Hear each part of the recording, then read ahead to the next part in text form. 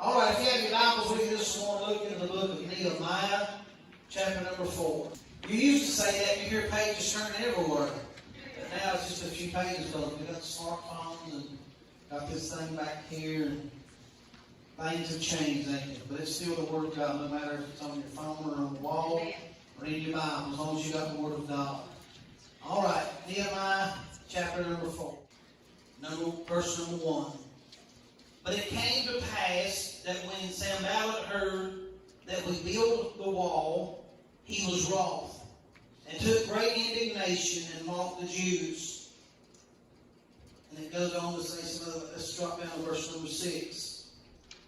So built we a wall, and all the walls were joined together unto the half thereof, for the people had a mind to work. Thank you for standing. It's a big long story here. If you read it all, you go back to 3 chapters previous to this, and it tells you all about who built what, and where everybody worked, and how it all came together, and how they built the walls to Jerusalem back. This was 140 years, according to what I found today, was 140 years after they had gone into exile. In other words, the enemy had run them out of their country, had run them out of Jerusalem, and for 140 years they're in exile. The Israelites had a hard time learning lessons. So many times you go back and read the Bible where they had been put in exile, and they were in Egypt for, I think, 400 years because of disobedience. Disobedience will put you in a bad place. Not listening to God will put you in a bad place. And you've got to make a choice to come out of that bad place. You've got to make a choice to turn back to God. So if you go and read this, you'll see that they go to build the walls of Jerusalem back, and just as soon as they start building, guess what happens? Somebody gets mad. Amen? Who else ever had something good happen in your life, and somebody gets jealous, or they get mad, or they begin to talk about you? Well, who do they think they are? Who do they think that they are? They think they're better than us? And this was way years ago, back in 1987, in fact, and I bought my first brand new pickup, and I went around some of the family there, and they immediately started cutting me down. Immediately said, well, he thinks he's better than us. Some people don't like to see you prosper. Some people don't like to see you get anything. And somebody made a comment, well, if it was mine, I would take it out in the woods, and I would stand back as far as I could and throw wood in it. I said, well, that's yours. Amen. You can't do witness. Some people don't like it when you prosper. They don't like it when you prosper with stuff like that, and they don't like it when you grow in God. They don't like it when you prosper in your marriage. They don't like it when God blesses you financially. There are some people who are just set out to dislike you. If everybody likes you today, you better be getting on your knees, amen? Because if you're serving the Lord and you're doing something for God, I promise you, there'll be people that won't like you. There'll be people that talk about you. The Bible, in fact, says that they mocked them, they made fun of them.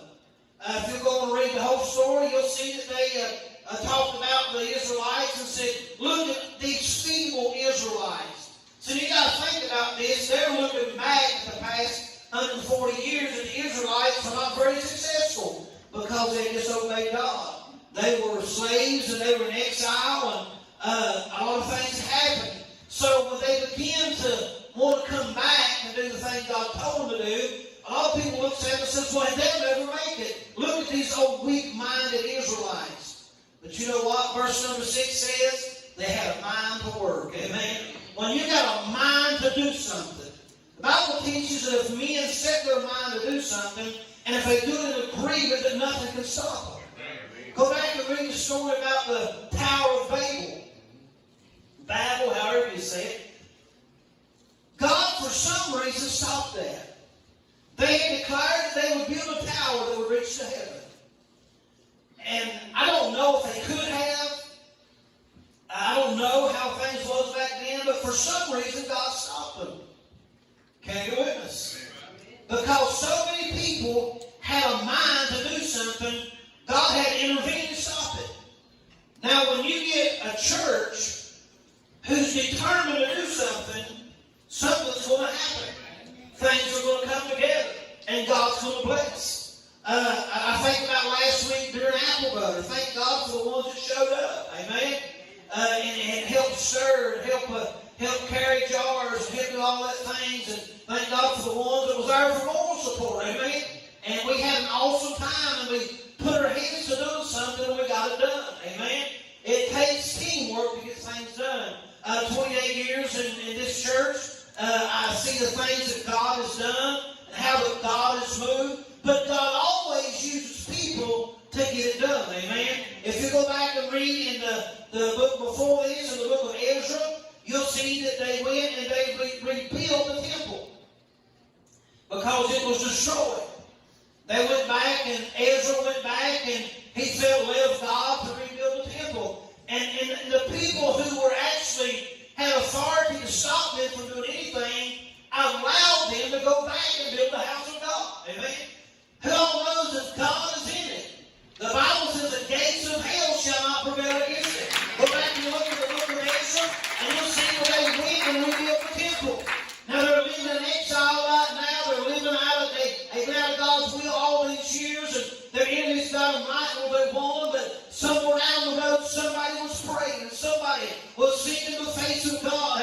And God spoke to Ezra and said, I want you to go back to Jerusalem. I want you to rebuild the walls. And no doubt Ezra said, but God, we're in exile right now. Our enemies won't allow that. But God spoke to Ezra and said, but Noah, I want you to go. And Ezra goes back and he rebuilds the temple. And things begin to happen. One of the first things that happened when they went back to where the temple was at, the Bible said they set the altar back up. Let me tell you what's the matter in America today is the altars ain't being used. The altar ain't nothing but a pretty piece of wood. They don't have altar call no more. Nobody gets out of their seat and comes down to the altar. And many churches are not a church. It's just a social gathering place. They don't use the altars no more. They don't shout no more. They don't praise the Lord no more. They don't sing with the anointing anymore. There's no anointing preaching anymore. Let me tell you what, the things I've tasted of in the years that God's called us to preach, I can't be satisfied with being church. I can't be satisfied with being religion. I want to have something that's not too fire. And hallelujah. Praise the Lord. Praise the Lord. I started out reading about rebuilding the walls, but then I went back and I read something there, and I went back to Ezra, the book before this, and I was thinking, well, how come that they came and rebuilt the temple, and then later on Ezra rebuilds the temple, and Nehemiah comes along behind him and rebuilds the walls? And God showed it to me like this. If your life is going to work out the way it's supposed to, it will have to be built spiritually first. In other words, you got to get right with God before the rest of it works out. You may be living, doing good, living in sin and doing your thing, but let me tell you, it's not going to last forever. Your life can never be what God intended for it to be until you get spiritually right. Until you get saved, amen. Washed in the blood of Jesus Christ. There's people who spend their entire life living in sin, and they think they've got the world by the tail, and they think everything is all right. But I got news for you. If you die in your sin, you'll go to hell, and you'll spend all eternity in a place that's called hell. God never intended for you not to serve Him and not to worship Him. God only created you and blessed your mother's womb so you can be saved and washed in the blood of Jesus Christ and be on your way to heaven. God never created you to live in sin. When we live in sin, we're living out of God's will. God's will and design for mankind was not to live in the gutters of sin. But who knows that a good majority of the world today chooses to live in the gutters of sin. Don't get me wrong, we all sin and come short of the glory of God, every one of us. Every television evangelist, every preacher, Billy Graham, I don't care who it is, all of us sin and come short of the glory of God. But there's a difference in messing up and stumbling along the way than living in sin. Choosing every day to wake up and live in an ungodly manner. You will have to answer to God for that one day.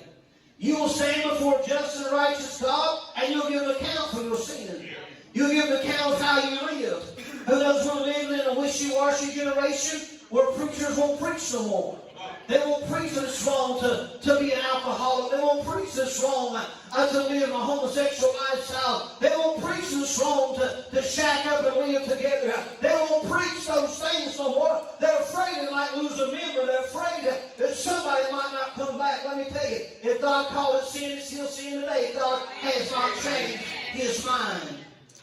I see this thing on Facebook, and I get the gist of it. It says no pastor can stand and support this, and this, and be a true man of God. They name about 3 sins. What happened to the other thousands of sins? We name the ones that we don't like. They name homosexual, they name this, they name that, but they won't name the rest of them.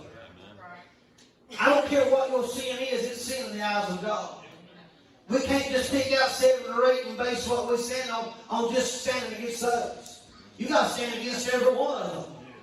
You got to stand against gossip. Can I get a witness in this? You got to stand against gossip. Can I get a witness in this place? The Bible said the tongue is the smallest member, but the most deadly. The most hurt I've ever had in my entire life came out of somebody's mouth. Can I get a witness? Whether they were telling you what they did and it broke your heart, the tongue is a deadly thing. The Bible says, who can tame it? That's what the Word says. Well, there's only one that can tame it, and He's the Holy Ghost, amen. He can tame your tongue, amen. He can bring it in. It's quiet this morning. Because we're all guilty, ain't we? We're all guilty of spouting off when we shouldn't. Guilty of saying things we shouldn't. Let me tell you, if you're a Christian, you've got to stand against all of it. You've got to stand against all sin. Big ones and the little ones that you think is insignificant. We've got to stand against them all. Because sin is sin in the eyes of God. Praise the Lord. I'm very careful how I treat people who are living in certain ways. I never want to treat them. I don't want to treat the alcoholic like I'm better than him. I don't want to treat the homosexual like I'm better than him. I don't want to treat the liar like I'm better than him. I don't want to treat nobody like I'm better than they are. Because I'm an old sinner saved by the grace of God. I've been washed in the blood of Jesus Christ. I know there's hope for every type of sin that you can name today. There's hope in the name of Jesus Christ. I don't care if they're out there cheating on their spouse. I don't care if they're living in an ungodly, illicit relationship. I don't care if they got problems with everything that we can name today. There's hope in the name of Jesus Christ. There is a way out of it. I don't care if they're the biggest drug addict in town. There's hope in the name of Jesus Christ. I don't care if they went by the whorehouse last night and woke up in the black house this morning. There's hope in the name of Jesus Christ. There's hope in the blood of Jesus Christ. As long as there's blood in the body, there's hope for the soul today. Hallelujah. Be careful how you categorize sin. When the Bible speaks of sin, it says, for He died for the sin of the world. One word. No S on the end of it. Not sins, but sin. Sin is one great big thing. It's not all these thousands of things that we can name. They are all part of sin. Jesus Christ died for the sin of the world. I don't care what the sin has hanging on it. Jesus Christ died for that. That you could be saved and washed in the blood of Jesus Christ. So if you're here today and you're unsaved, and you come to this altar, and you get saved today, I can promise you before the week is over, there'll be some busybody, it's sad to say sometimes during the church, self-righteous person. Well, I wonder if he'll make it. Let me tell you, if you made it, there's hope for everybody.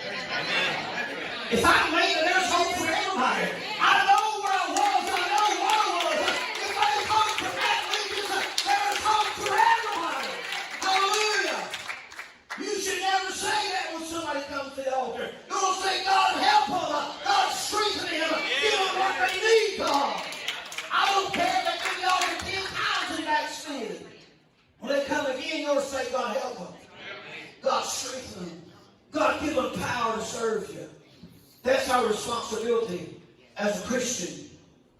So as they go to rebuild the walls, instantly the enemy begins to talk about it. The enemy tries trickery. They try every way in the world to get them to stop, but guess what? They keep on building the wall. If you go read the story, you'll find that they that everybody had a sword, but half of them also had a spear. So half of the people were working to rebuild the walls, which represents rebuilding the things of God, putting the things of God in order in your life.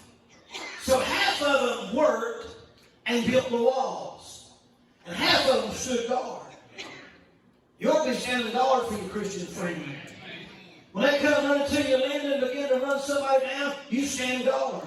So you ain't going to talk about Tamara like that because she's my sister in the Lord. You ain't going to talk about Lisa like that because she's my sister in the Lord. You ain't going to talk about my pastor like that because he's my brother in the Lord. Are you standing guard for your Christian friends? Are you standing guard? You ought to be. Amen. Praise the Lord. Or to stand guard for one another. Praise the Lord. The Bible said it was so important that they rebuilt these walls that they didn't change their clothes. They slept in their clothes. They slept with their swords and their sheaths. So the only time they took their clothes off was to worship. Now it was an urgent thing that they rebuilt the walls. You go back in the book of Ezra and they start rebuilding the temple. First thing they do is set up the altar. What's happened to the American church? I remember when I was a kid, it didn't matter if you went to the Methodist church or the Baptist church or the Pentecostal church, everybody had an altar call. You never went to a meeting where there was an altar call. What's happened? It got lazy. The church has got lazy. We need the altar. It's not just a pretty piece of wood. It's a place where you come and you tell the Lord, I need you. Hallelujah. I don't care if it's the altar in the church or the altar in your house. You need the altar. So the first thing Ezra done is set the altar back up and begins to pray to God and offer up sacrifice. We need the altars, and God put this in my spirit. Because it might take a while. What's that? Yeah. What did you say? Take your time, Pastor? That's what you mean. I know what you mean. That's what you're going to say every other Sunday. And then sneak down the altar call. Can I really say, take your time, Pastor? And then it's the first one out the door. I love you, brother. Praise the Lord. Somebody locked the door. Amen. Deacons guard the door. Amen. I told him last week, I said, and I'm going to keep saying that. Y'all going to get him up on the altar and say, take your time, brother. Praise the Lord. We love to laugh and have a good time in the Lord. Amen. But who knows that the church needs to return back to the altar? We got to get back on the altar. As I was studying this out, what America needs will never be fixed in Washington, D.C. It's hopeless. The elephant can't fix it, and neither can the donkey. The red can't fix it, and the blue can't fix it. The only thing that will fix America is for the church to rebuild the altar. Let's get back on the altar of God. If we want to see America turn back, I just wonder in my mind if the church got so excited about the altars and praying to God and seeking the face of God and they do politicking for somebody and they do talk about what's going on and say, oh no, what are we going to do? I'm going to tell you what I'm going to do. I'm going to praise the Lord. I'm going to give him glory and honor. I hear this week Christians say, oh God, America's in trouble. Open up your eyes. We've been in trouble ever since I've been born. spouting off the mouth about the left or the right ain't fixing nothing. How much have you prayed for your opposition? They got quiet up here in this Pentecostal place. Have you spent as much time praying for the opposition of what you believe as you have talking about? No amens. What if we did? Let me tell you, God can say Nancy. I didn't put no last name on. He can say me. He can say anybody. What happens if the church returns back to the altar and we set the altar back up? I'm going to tell you, the church is what made America. It wasn't the left or the right that made America. It wasn't George Washington. It wasn't none of those great men we can name. God knows they're few and far between now. Can't you look us up in this place? It wasn't those men. It was what they believed in. It was who they believed in.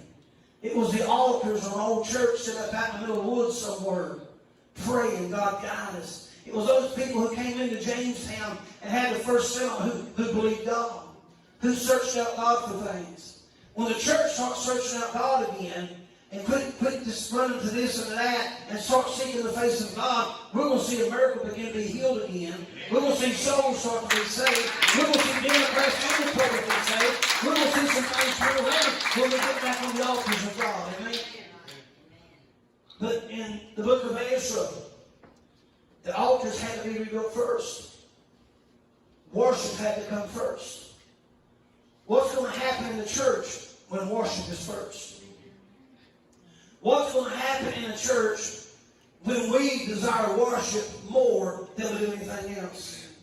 What's going to happen when we desire the face of God more than anything else? I preached a message several months ago, maybe a year or so ago.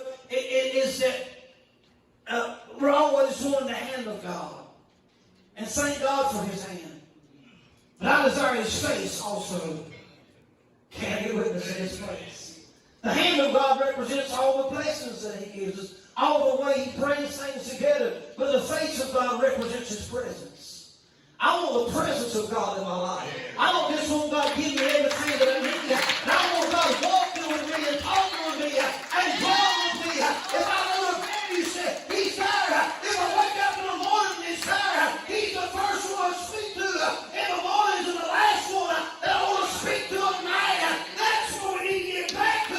Seeking the face of God, not just His hand and His hand down. That's what the man of America today. All they want is a hand down. My God, we need a presence of an almighty God in the church again. And when the church gets involved, and not with the church again, we'll see other things begin to turn around. But it's not going to happen. Politically, Facebook ain't going to change it. Can I get a witness up in this place? Your mad post ain't going to change it. Amen. Woo! What would happen if we prayed as much as we post? Can I get a witness in this place? Amen. I post stuff too. It's either funny or something biblical most of the time. But what's going to happen when we build the altars back? And then God begins to put our life back. Your life will never be what it should until you make God a priority in your life. I know people today whose lives are just torn all to pieces. I made a statement this week. Your life will never be changed for the good as long as you're chasing after sin. As long as you're chasing sin, you'll never have true peace. You'll never have true joy. God can't restore your family. God can't restore your relationships when you're chasing after sin. Can you witness? Sin ain't going to fix the problem. Sin is the problem. When we get back on our knees and begin to talk to God, we're going to see things happen again in America and in the church. Amen. But it has to start here. It has to start on the altars of Turkey Knob Church. It has to start on the altars of the Baptist church down the road and other churches down the road. It's got to start in the church. We can talk about it. We can say all we want to on Facebook or social media, but until we get on our knees and begin to seek the face of God, we're not going to see much change. Amen. We better get back on our knees and seek the face of God. I don't want my will, but I want His will. And that's hard to separate too. Because we're so prone to doing what we want to do. I pray, Lord, I try to say, Lord, not my will, but your will. Because my will ain't always His will. Can you go with us? I'm going to promise you, if you're serving God, you're going to have trouble. Some people get discouraged and say, well, I'm going to give up. Bless your little heart. Until they took you and stretched you on a cross and nailed your hands to a cross and planted a crown of thorns on your head and beat you like a dog, don't you ever say, I'm going to give up. Until you've been crucified upside down like some of the disciples was, don't you ever say, I'm going to give up.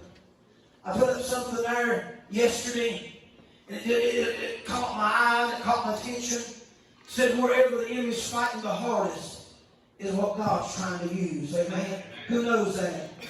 If the devil's fighting your family the hardest, that's what God's trying to use. Amen? And we've had personally, myself, I've had more attacks since December the 25th in my life. In this past several months, I've had my entire life, I believe. Satan will always attack what God is trying to use. Amen? Who can say you felt that this year? The church has been attacked. We were shut down for 9 months. The building was, but guess what? You can't shut the church down. Some of these self-righteous preachers says, these cowardly preachers get shut their doors. Let me tell you what, we may lock the doors and never come back in, but you can't shut down the church. You can't shut down the move of God. If we got to gather in March somewhere, and it might come down to that, we may have to gather underground one of these days, but you can't shut God up. You can't shut the church down, because we are the church. We are the righteousness of God. Hallelujah. The Bible says the gates of hell, if it be of God, the gates of hell shall not prevail against it. We've seen a greater move of God in 9 months than we've seen in 3 years in a ballpark. The devil thought he had to shut down. Don't you know that's why he's so mad? We kept going. We kept preaching. We kept singing. People coming across a ballpark weeping, saying, I need to be saved. An alcoholic shows up a week late and says, I heard the preaching last Sunday. I'm trying to get my life right. 3 streets back, they heard the preaching. In fact, they heard on the other end of town down by the river. I got a friend who owns a river lot way down there past Figger's Curve, and he said, we can hear you preaching all the way down there. I said, good. Amen. Praise the Lord, that's what we want. We want to be heard. They tried to shut us down. Made us turn down the volume. But thank God for godly people on the board. Old Randy come by, he said, you better turn it up. And he said outside, listen, he said, turn it up some more. Turn it up some more. Turn it up. So we really got loud that Sunday, amen. You can't shut God up. You can't shut His people up if you got the right thing. So God's trying to reveal some things in your life for it to ever be where it needs to be. You need to let Him rebuild you spiritually. If you want your marriage to be right, you got to get rebuilt spiritually first. If you want the right things in your life, it starts at the cross. It starts with Jesus Christ. Maybe you're here, you're unsaved this morning, you've been through hell tonight. Let me tell you, there's hope. And His name is Jesus. He can make all the difference. Maybe you had battles in your mind for the last few months. There's hope. And His name is Jesus. Amen. Let's all stand. Praise the Lord. Let's all stand. I done good. 5 minutes took away. That's a record. Praise the Lord. Don't you go nowhere on one.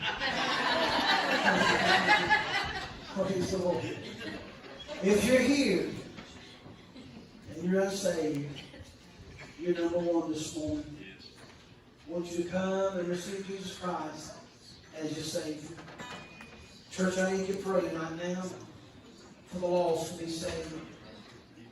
Their priority in this service this morning. If you're not saved, would you please come this morning and receive Jesus Christ as your Savior? This will be a Sunday that we'll gather for the last time. There'll be a Sunday where we'll have our last meeting. Not only here, but in every church. And the trumpet of God will sound. And that every Christ shall rise. And we that shall lie remain likewise shall fall again to meet in the hour. And there shall we ever be with the Lord.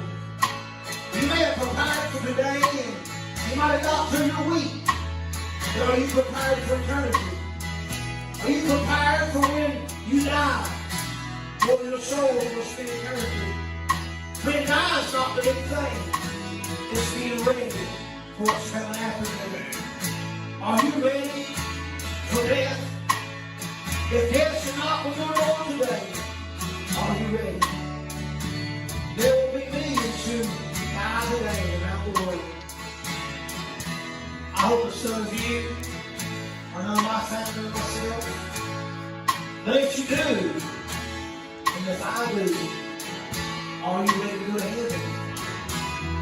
That's number one in this life. Being ready to meet Jesus.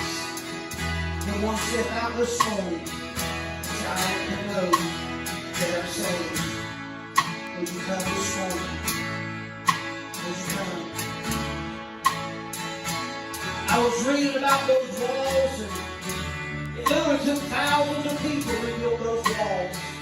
They were an average width of 8.3 feet wide. And they were an average height of 39.3 feet. Then some big old walls. Go back and read the 2 chapters before that, and you'll see how many people work on those walls.